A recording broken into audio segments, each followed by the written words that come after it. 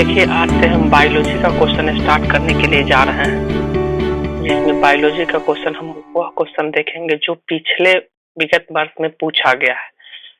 तो टीसीएस के द्वारा जो भी क्वेश्चन पूछा गया है उस क्वेश्चन को हम आज बायो का प्रीवियस ईयर क्वेश्चन जो एसएससी, सीजीएल, सीएचएसएल, एमटीएस और सीपीओ एसएससी के चारों एग्जाम में जो भी क्वेश्चन आया गया है उस क्वेश्चन को हम आज आप लोगों के सामने डिस्कस करेंगे। तो सबसे पहले मेरा क्वेश्चन हो गया क्या कि साइंटिफिक नेम। तो साइंटिफिक नेम क्या होता है किसका? केनीसस लूपस आमतौर पर किस नाम से जाना जाता है? तो केनीसस और फिर लूपस जो है आमतौर पर ये कौन चीज है? आमतौर पर घूसर भेड़िया। क्या है? घूसर भेड़िया। तो याद रखिएगा क्वेश्चन क्या है, केनीसस लूपस। ठीक है, केनीसस लूपस क्या है? तो ये एक भेड़िया है। ठीक है, घूसर भेड़िया है। अगला क्वेश्चन है केप्रा एग्रासस हिरकस को सामान्य रूप से किस नाम से जाना जाता है? कपरा एग्रास हिरकस को किस नाम से जाना जाता था? बकरी के नाम गोट का नाम। ये साइंटिफिक नेम बकरी का जो है कौन सा है? तो यही है। ठीक है, इसका बी ऑप्शन हो जाएगा बकरी का नाम।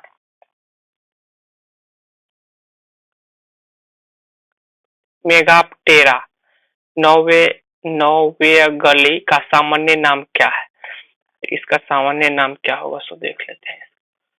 ये साइंटिफिक नेम है जिसको याद ही करना। अगर ये 5-7 नेम याद रहेगा तो इससे क्वेश्चन जो आएगा उस क्वेश्चन को आप लोग हिट कर दीजिएगा, क्योंकि ऑप्शन एलिमिनेट करके। तो इसका आंसर डी हो जाएगा।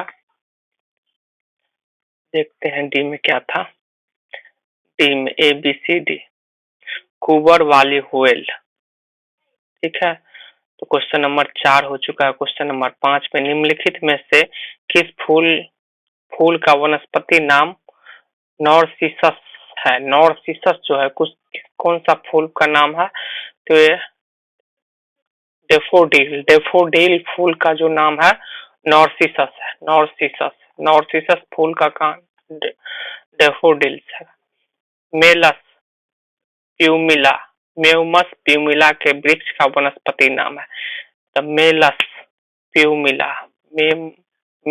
प्यूमिला किसका नाम है? तो इसका आंसर देखते हैं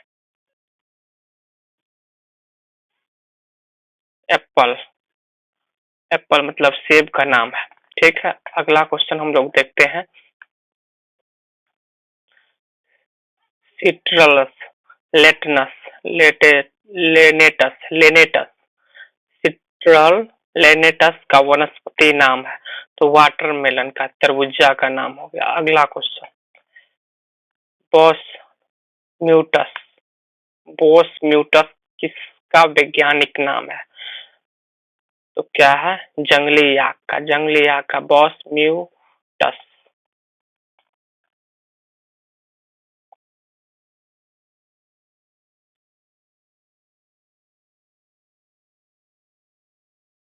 मयूर का वैज्ञानिक नाम क्या है? तो मयूर का वैज्ञानिक नाम क्या है? पाओक्रिस्टस मोर का वैज्ञानिक। शेर की पूंछ जैसी शेर की पूंछ जैसी मेकाक को भी कहा जाता है।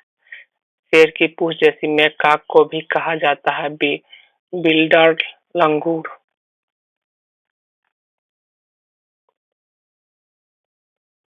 कोबालामीन विटामिन का वैज्ञानिक नाम क्या है?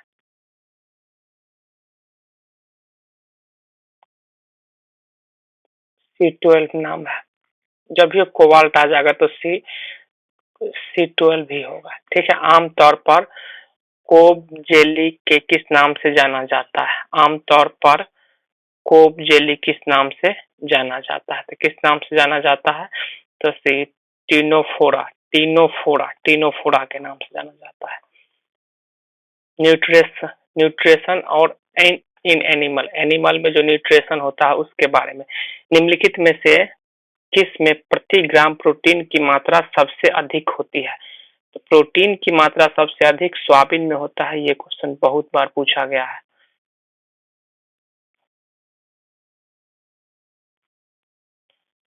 राष्ट्रीय पोषण संस्थान कहाँ स्थित है? राष्ट्रीय पोषण संस्थान जो है वो कहाँ स्थित है? तो हैदराबाद में। राष्ट्रीय पोषण संस्थान जो है the national institution of nutrition is located in Hyderabad. It is one of the oldest research center in India and the largest center under the Indian Council of Medical Research. निम्नलिखित में से किस पोषक तत्व की कमी गढ़माला का सर्वाधिक सामान्य कारण है? गढ़माला वही आयोडीन के कमी से कंठ में जो ग्वाइटर्स होता है वही होता है आयोडीन। बहुत बार पूछा गया क्वेश्चन है। अब आ जाते हैं क्वेश्चन नंबर 16। निम्नलिखित में से एक वसा बिलीय विटामिन है। एक वसा बिलीय विटामिन एक ऐसा विटामिन जो फैट में मिल जाता है, ठीक है ना। वसा बिलीय विटामिन वसा में मिलता है जो रक्त का थक्का जमाने हड्डी चैप्स एवं रक्त के कैल्शियम स्तर को नियंत्रण करने की भूमिका करती है। तो ब्लड क्लॉटिंग होता है। ब्लड क्लॉटिंग में जो हेल्प होता है वो कौन सा विटामिन करता है? के, ठीक है। विटामिन ए के कमी के कारण रतौंधी होता है, ठीक है। और विटामिन सी के कारण स्कर्वी रोग होता है। तो ये नेक्स्ट क्वेश्चन, 3 प्रकार के परपोषी होते हैं, इनमें से कौन सा उनमें से एक नहीं है। 3 प्रकार के परपोषी होते हैं। तो परपोषी मतलब दूसरे मतलब जीव कुछ पे आते हैं। उपभोक्ता मांसाहारी जो सर्वाहारी और शाकाहारी। तो उपभोक्ता जो होता है कंज्यूमर जो होता है नहीं है।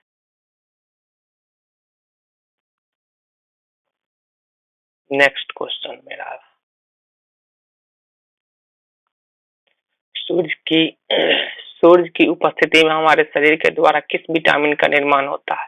तो विटामिन डी का। बहुत बार पूछा गया क्वेश्चन है। विटामिन डी के कमी के कारण हड्डी में रोग होता है जिसका रिकेट्स हड्डी के रोग रिकेट्सी होता है, ठीक है। तो मानव शरीर धूप से विटामिन का निर्माण करता है। धूप से जो विटामिन का निर्माण करता है मानव शरीर, वो कौन सा विटामिन होता है? Vitamin D. निम्नलिखित में से कौन विटामिन सी के सर्वाधिक प्रचुर है? विटामिन सी जो है वो सबसे अधिक खट्टा में होता है और खट्टा नींबू में होता है, लेकिन यहाँ पर सोया दूध में तो होता ही है नहीं, सेब में भी होता है, गाजर होता ही है नहीं है, सेब भी मीठा ही होता है, आंवला खट्टा होता है, इसलिए सी आंसर हो जाएगा।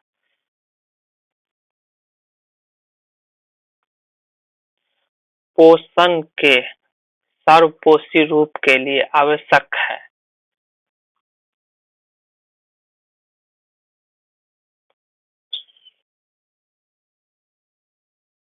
कार्बन मोनोऑक्साइड क्या है? क्लोरोफिल और ऑक्सीजन, मीथेन, कार्बन मोनोऑक्साइड और पानी, और कार्बन डाइऑक्साइड पानी, क्लोरोफिल और सूरज का प्रकाश। यहाँ कह रहा है कि स्वपोषी रूप के लिए आवश्यक है। स्वपोषी रूप के लिए आवश्यक है तो कार्बन डाइऑक्साइड, पानी और क्लोरोफिल और सूरज का प्रकाश। ये आवश्यक है किसके लिए? तो प्लांट के लिए, पेड़ पौधा के लिए।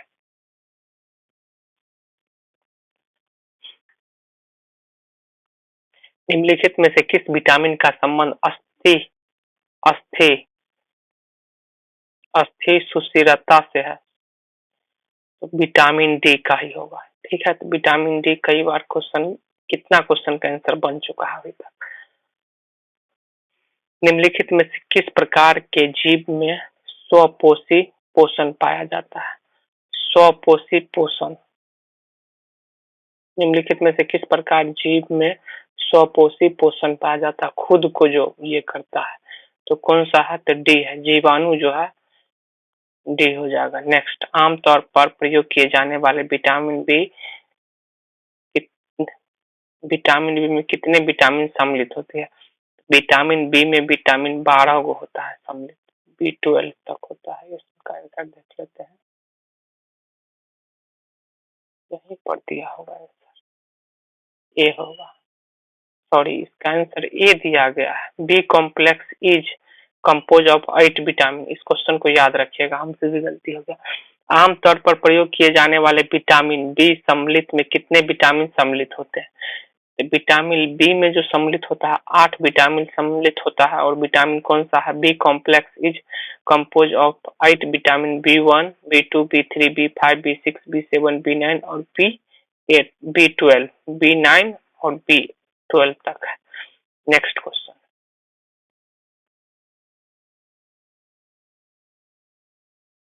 किसी खाद्य श्रृंखला में एक प्रोसेसकता स्तर से दूसरे प्रोसेसकता स्तर तक कितने प्रतिशत ऊर्जा का स्थानांतरण होता है? 0.1% का।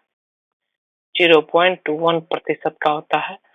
अगला क्वेश्चन है, निम्नलिखित में से कौन सा पोषक तत्व प्रति ग्राम अधिकतम ऊर्जा संग्रहित करता है?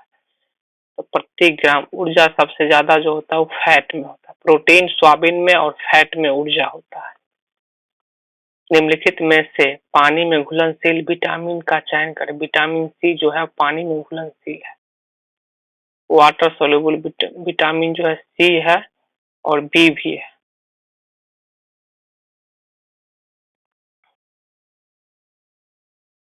विटामिन बी कॉम्प्लेक्स में कितने विटामिन होते हैं? पहले बता चुके हैं 8 होता है, जो क्वेश्चन गलती हो गया था। तो बी कॉम्प्लेक्स में 8 विटामिन का कंपोजिशन होता है, कंसिस्ट ऑफ 8 विटामिन से बना होता है। निम्नलिखित में से कौन सा पानी में घुलनशील विटामिन है?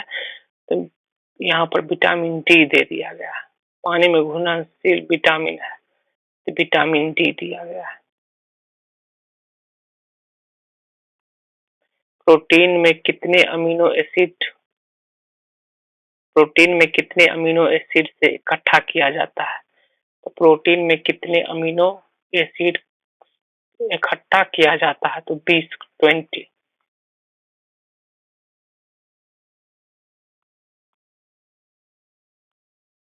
Nutrition in plant.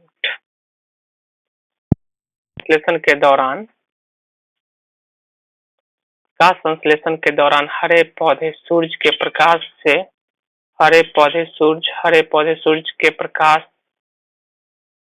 प्रकाश संश्लेषण के दौरान हरे पौधे सूरज के प्रकाश से ऊर्जा का उपयोग कार्बन डाइऑक्साइड और पानी से खाली स्थान को संशोधित करने के लिए किया जाता है। ये जो होता है किसके लिए होता है? तो ग्लूकोज के लिए होता है। उस ऊतक का नाम बताएं जो एक पौधे के विभिन्न भाग में भोजन पहुंचाता है। तो देखिए, भोजन पहुंचाने का काम किसका है? फ्लोएम का है। इसका आंसर सी हो जाएगा। प्लांट में जो होता है क्या है? प्लांट में जो ऊतक पाया जाता है तो सबसे जाइलम और फ्लोएम। इसको देख लीजिए, जाइलम और फ्लोएम, यहाँ हम मतलब इसको डिस्क्राइब कर देते हैं। तो फ्लोएम का काम क्या है कि हर एक मतलब खाना बना हुआ जो है उस खाना को डिस्ट्रीब्यूट करना फ्लोएम का काम है। और जाइलम ऊतक का काम है बावर्ची का। जैसे कि रसोई घर में बावर्ची होता है, एक बावर्ची रामू काका होते हैं जो सब सामान लेकर के आता है, तो वही जाइलम है।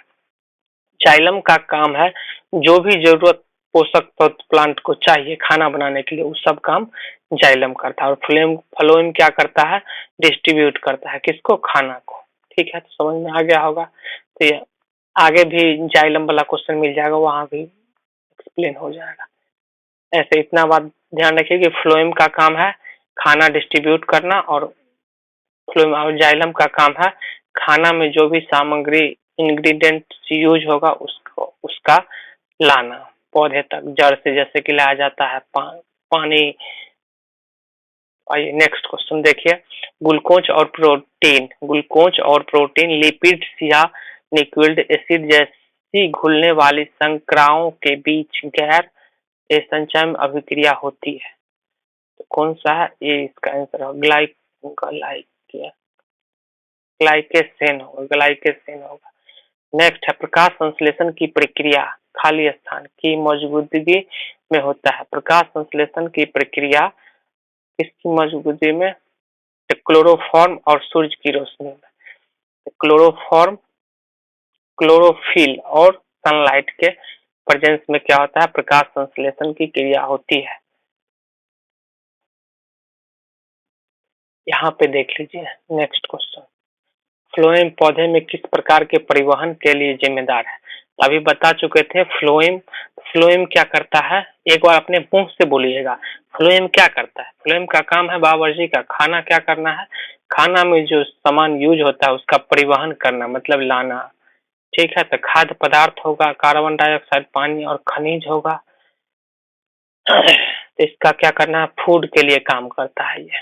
ठीक है, फ्लोएम, सॉरी फ्लोएम जो है फूड के लिए काम करता है। ठीक है,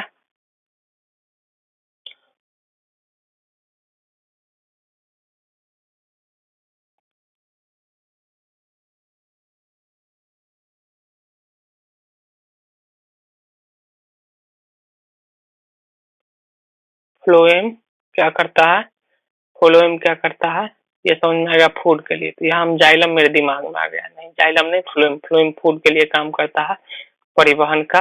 निम्नलिखित में से, सॉरी का 36, कौन सी प्रक्रिया जड़ों से पत्तियों तक पानी और खनिज के अवशोषण और उपरिमुखी गति में मदद करता है? ये कौन सा है, वाष्पोत्सर्जन के द्वारा मतलब लाया जाता है क्या चीज, तो पानी खनिज जो पेड़ के नीचे जड़ से निकलता है।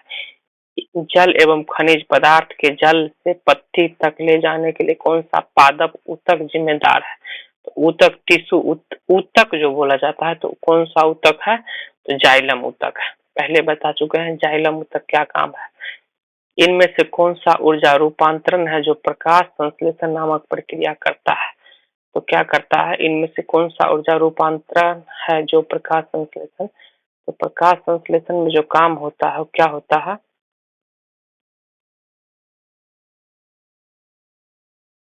तो लाइट आता है उसको केमिकल एनर्जी में, लाइट एनर्जी को केमिकल एनर्जी में कन्वर्टेड करने का काम होता है। इसका भी भोजन बनाने के लिए पादप को इसका कौन सा भाग सूर्य के प्रकाश को अवशोषित करता है? तो कौन सा क्या है अवशोषित करता है, तो क्लोरोप्लास्ट। भोजन बनाने के लिए पादप कोशिका का कौन सा भाग सूर्य के प्रकाश को अवशोषित करता है, तो क्लोरोप्लास्ट।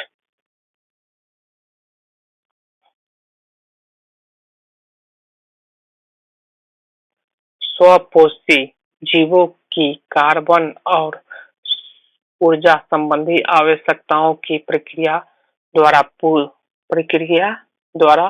पूरी होती है। ठीक है, तो क्वेश्चन कह रहा है स्वपोषी खुद से जीवों की कार्बन और ऊर्जा संबंधी आवश्यकताओं की प्रक्रिया द्वारा पूरी होती है। कौन सा प्रक्रिया द्वारा पूरी होती है, तभी प्रकाश संश्लेषण फोटोसिंथेसिस के द्वारा, प्रकाश संश्लेषण के द्वारा यह क्रिया पूरी होती है। एटीपी के कितने अणु ग्लूकोज के एक अणु के श्वसन द्वारा प्राप्त किया जाता है, तो 2, एटीपी में 2 हो जाएगा। ठीक है, नेक्स्ट क्वेश्चन,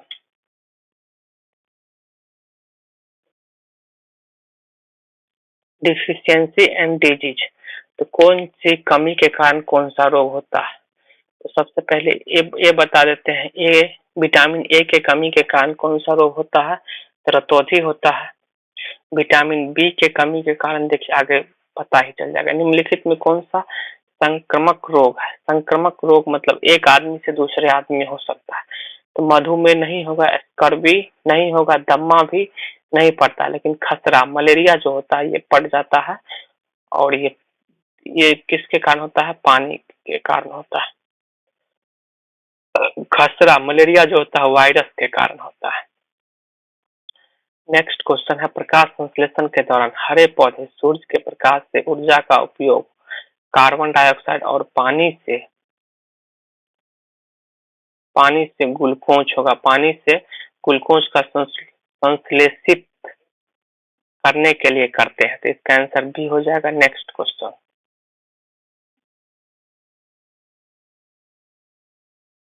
निम्न में से कौन विल्सन रोग का एक लक्षण है विल्सन रोग का? डी, रतौंधी। विल्सन रोग का लक्षण नहीं है, रतौंधी नहीं है, मांसपेशी की अकड़ का अनियमित गति होता है, पैरो अथवा पेट में निर्मित तरल होगा और ये बोलने, गिरने या शरीर समन्वय के परेशानी में होगा। तो डी रतौंधी नहीं होगा। नेक्स्ट क्वेश्चन चलते हैं। रिकेट्स जो होता है वो हड्डी का बीमारी होता है और हड्डी का बीमारी किसके कारण होता है? विटामिन डी के कमी का। इसका आंसर ऑप्शन नंबर डी हो जाएगा। कौन सी पोषक तत्व की कमी रतौंधी का कारण है? तो पहले बता चुके हैं, विटामिन ए के कमी के कारण रतौंधी होता है। रतौंधी का कारण विटामिन ए है। ठीक है। नेक्स्ट क्वेश्चन, निम्नलिखित में से कौन जल जनित रोग नहीं है? जल जनित रोग नहीं है। टाइफाइड,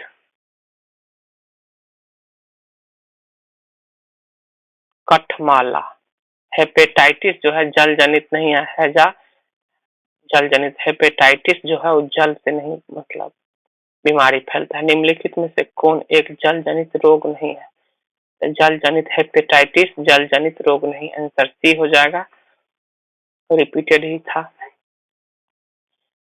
बेसिली केलमेट गुएरिन टीका निम्नलिखित में से किस बीमारी के बचाव का एक टीका है? सी होगा tuberculosis. Tuberculosis tuberculosis option number C हो जाएगा। बीसीजी टीका जो है, बीसीजी टीका किस किस बीमारी के लिए जाता है? ट्यूबरक्लोसिस के लिए बीसीजी का टीका लगाया जाता है।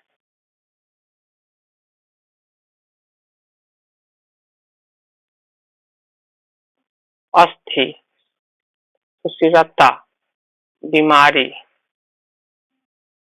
मानव शरीर का कौन सा भाग प्रभावित होता है? तो इसमें क्या होगा? हड्डी होगा। नेक्स्ट क्वेश्चन है, निम्नलिखित में से कौन एक्स संबंधी एक प्रतिसार विकार है जो कार्यात्मक प्लाज्मा थक्का कारण आयट की कमी के कारण होता है, जो वंशानुगत या स्वाभाविक उत्परिवर्तन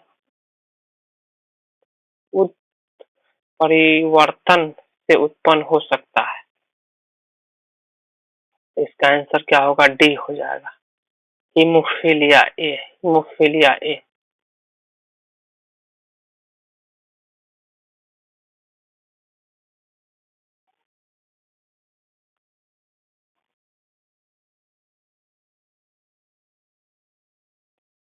हाइपोकेलेमिया की कमी के कारण होता है। आयोडीन के कारण ग्वाइटर होता है। Potassium, iron, calcium. कैल्शियम के कारण हड्डी का रोग होगा। तो बीसी में कोई आंसर होगा। पोटेशियम की कमी के कारण हाइपोकेलेमिया रोग होता है। हाइपोकेलेमिया रोग किसके कारण? तो पोटेशियम के कारण होता है। विटामिन बी1 की कमी से कौन सा रोग होता है? तो विटामिन बी1 की कमी से बेरी बेरी रोग होता है। विटामिन बी1 का जो साइंटिफिक नेम है वो थायमीन है। बी आंसर हो जाएगा इसका। नेक्स्ट, एक अनुवांशिक रक्त विकार है जिसकी वजह से लोग ऐसे अवस्था से पीड़ित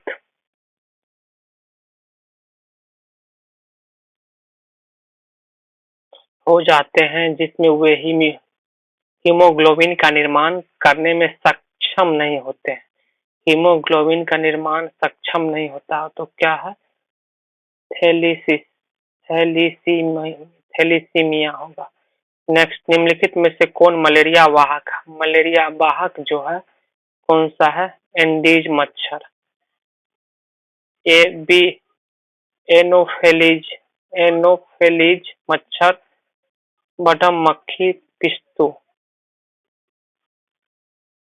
तो इसका आंसर बी होगा, एनोफेलिज मच्छर। मनुष्य में खराब दृष्टि की समस्या की कमी की वजह से हो सकता है। दृष्टि से रिलेटेड विटामिन ए होगा।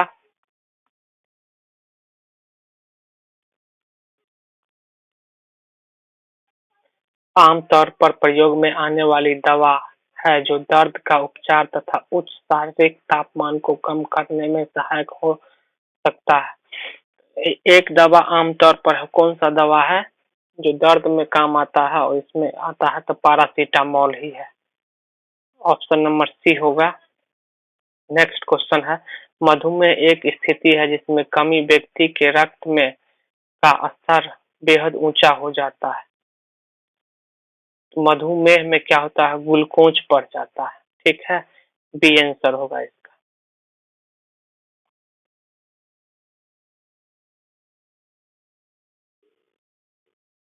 निम्नलिखित में से कौन सा कारक ग्लाइके ग्लाइकेडिन हीमोग्लोबिन के स्तर को प्रभावित नहीं करता है?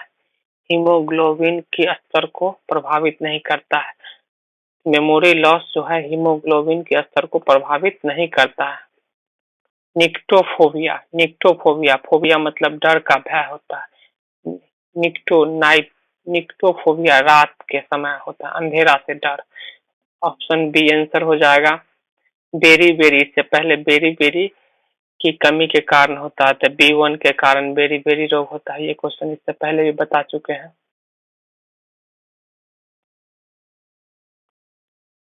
निम्नलिखित में से कौन सा रोग विषाणु के कारण होता है? विषाणु के कारण होता है, तो सी रूबेला। रूबेला जो होता है वो विषाणु के कारण होता है।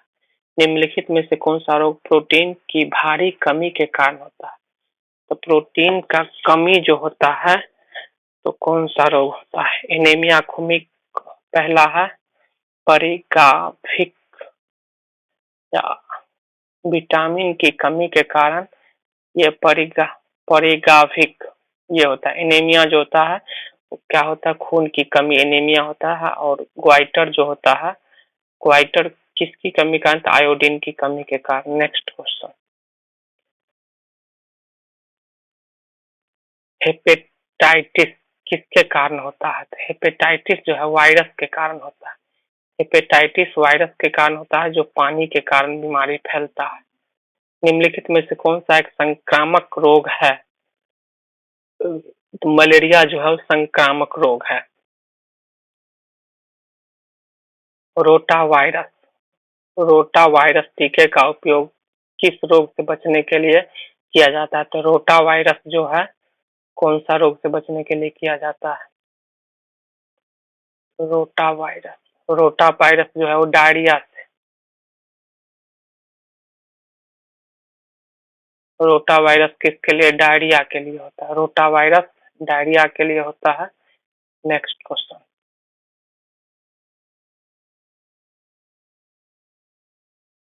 निम्नलिखित में से कौन सा रोग विषाणु के कारण होता है? विषाणु के कारण, विषाणु के कारण कौन सा रोग होता है? तो मलेरिया जो होता है विषाणु के कारण होता है। खसरा, मलेरिया को ही खसरा बोलते हैं, विषाणु के कारण होता है। शरीर के किस हार्मोन की कमी के कारण घेघा रोग होता है? तो थायरॉक्सिन, थायरॉक्सिन हार्मोन के कारण होता है। नेक्स्ट क्वेश्चन, नेक्स्ट क्वेश्चन अपना है, मनुष्य में निम्नलिखित में से किस विटामिन की कमी के कारण बेरी बेरी रोग? B1, बहुत बार B1 याद कर लो मेरे भाई। B1 के कारण बेरी बेरी रोग, ए के कारण रतौंधी, सी के कारण, डी के कारण हड्डी का रोग हो जाएगा, विटामिन इसका आंसर डी हो जाएगा। नेक्स्ट, निम्नलिखित में से कौन सा संक्रामक रोग नहीं है? संक्रामक रोग नहीं है, तो संक्रामक रोग मधुमेह ये जो है ये नहीं है, डायबिटीज नहीं है। टीबी भी पड़ सकता है, चेचक भी पड़ जाएगा और हैजा भी पड़ता है। गिल्टी रोग किसके कारण होता है? गिल्टी रोग, गिल्टी रोग किसके कारण होता है? तो आइए देख लेते हैं। बैक्टीरिया के कारण गिल्टी रोग होता है। ठीक है, किस जीव के कारण काला जर होता है? काला जर जो होता है किसके कारण होता है? लिस्मेनिया, लिस्मेनिया के कारण काला जर बीमारी होता है। लिस्मेनिया के कारण काला जर बीमारी होता है। टाइफाइड और टीबी किस प्रकार का रोग है? टाइफाइड और टीबी जो है वो क्या है? बैक्टीरिया से है। टाइफाइड और टीबी जो है बैक्टीरिया से होता है। नेक्स्ट क्वेश्चन है, निम्नलिखित में से कौन सा एक जल जनित रोग नहीं है? जल जनित रोग नहीं है। हेपेटाइटिस जल से नहीं होता है, हैजा भी जल से होता है। खसरा, हेपेटाइटिस, टाइफाइड, मलेरिया जो है जल जनित रोग नहीं है। मलेरिया जल जनित रोग नहीं है। तो जो इसमें याद कर लीजिएगा, हैजा और टाइफाइड और हेपेटाइटिस जल जनित रोग है, लेकिन मलेरिया जल जनित रोग नहीं, मलेरिया को ही खतरा बोला जाता है। तो आज के वीडियो में हम लोग बस यहीं तक, 75 क्वेश्चन मेरा हो चुका है। अगला क्लास में हम अगला वीडियो डिस्कस करेंगे, जो कि अगला मेरा होगा। तो चलिए, तो फिर थैंक यू फॉर वाचिंग। आप लोग देखिए, अप्रिशिएट कीजिए। और ये क्वेश्चन नंबर 75 तक हो चुका है, आगे भी करेंगे। इसमें जो भी क्वेश्चन है 300 समथिंग है, 300 प्लस क्वेश्चन है, उस क्वेश्चन को हम डिस्कस कर लेंगे। आप लोग प्रयास कीजिएगा, एक दो बार अगर कर लीजिएगा, इसको इसका स्पीड भी बढ़ा करके देख लीजिएगा एग्जाम से पहले, तो बहुत फायदा होगा। Thank you for watching. चलिए, थैंक यू।